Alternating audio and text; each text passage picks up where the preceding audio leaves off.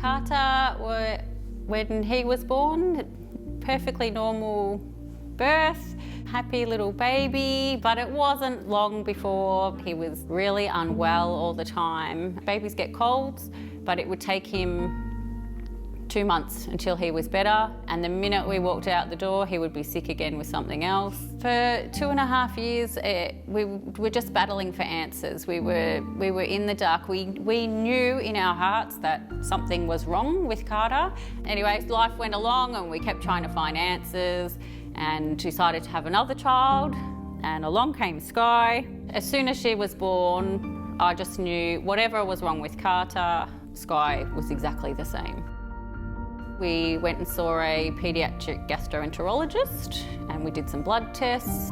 And then that December, we were told that they both had Schwachman Diamond Syndrome. After getting a diagnosis, Carter and Skye were still in and out of hospital because they had no neutrophils, so no white blood cells really to fight any infections.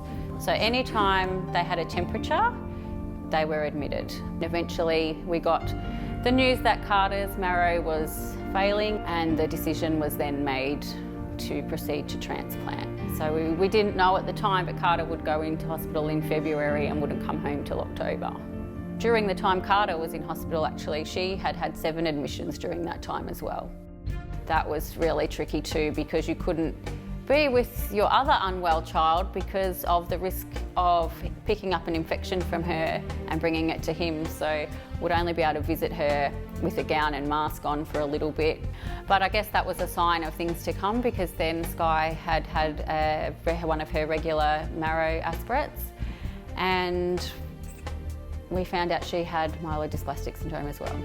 When the kids first got diagnosed and in the ensuing years, there was not a lot of literature to find. There were not a lot of studies. There was not very much research at all into bone marrow failure syndromes.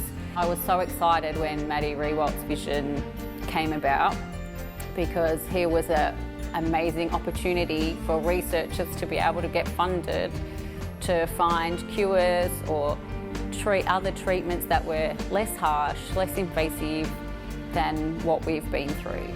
We still have a few challenges with, fighting off some infections and things, but for the most part, their quality of life is outstanding now compared to what it was.